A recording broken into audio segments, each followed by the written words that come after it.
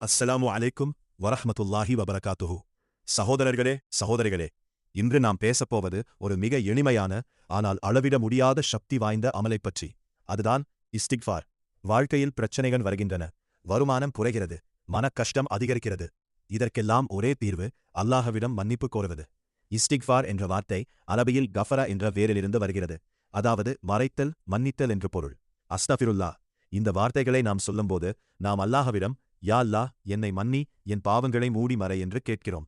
இது வெறும் வாய்மொழி மட்டுமல்ல, இது இதயத்தின் பணிவு, ஆத்மாவின் திரும்புதல். குர்ஆன் கூறுகிறது, அல்லாஹ்விடம் மன்னிப்பு தேடுங்கள், நிச்சயம் அல்லாஹ் மன்னிப்பவன், கருணையாளன்.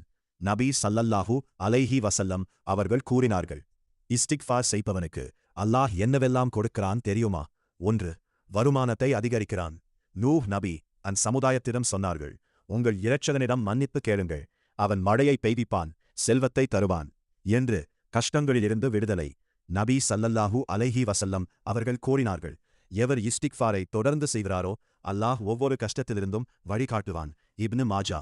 3. பாவங்கள் மன்னிக்கப்படும். நம் பாவங்கள் மலையளவு இருந்தாலும் அல்லாவின் மன்னிப்பு கடலளவு இருக்கிறது. 4. மனசாட்சிக்கு அமைதி கிடைக்கும். பாவம் செய்த பின் இதயம் கனக்கிறது. இஸ்திக்ஃபார் அந்த பாரத்தை இறக்குகிறது.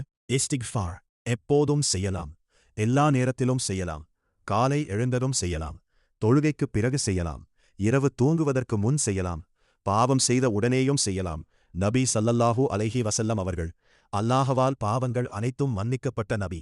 ஒரு நாளில் 70 முறை அல்லது 100 முறை இஸ்திக்ஃபார் செய்தார்கள். புகாரி. நாம் எத்தனை முறை இஸ்திக்ஃபார் செய்தாலும் தகும். சய்யதுல் இஸ்திக்ஃபார், மிகச் சிறந்த மன்னிப்புக் கோரல்.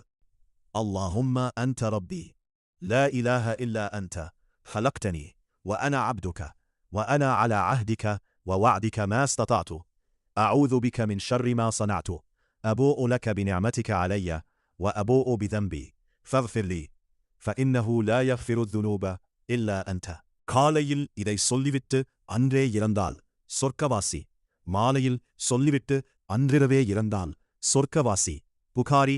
சகோதரர்களே, நாம் ஒவ்வொரு நாளும் பாவம் செய்கிறோம், கண்ணால், காதால், நாவால், மனதால். ஆனால் அல்லாஹ் கூறுகிறான், சொல்லுங்கள் என் அடியார்களே, உங்கள் மீதே அக்கிரமம் செய்து கொண்டவர்களே, அல்லாவின் ரஹ்மத்தில் நம்பிக்கையை இழக்காதீர்கள். அவன் கதவை தட்டுங்கள், அவன் திறந்தே வைத்திருக்கிறான். அவனிடம் திரும்புங்கள், அவன் ஓடி வருகிறான். இப்போதே இந்த வீடியோவை பார்க்கும் இந்த நிமிடம் 3 முறை சொல்லுங்கள், அஸ்தக்ஃபிருல்லாஹ், அஸ்தக்ஃபிருல்லாஹ், அஸ்தக்ஃபிருல்லாஹ். அல்லாஹ் நம் அனைவரையும் மன்னிக்கட்டும். ஆமீன். வீடியோ பயனுள்ளதாக இருந்தால் லைக் செய்யுங்கள், ஷேர் செய்யுங்கள். ஜஸாக்கல்லாஹு கைரன். அஸ்ஸலாமு அலைக்கும்.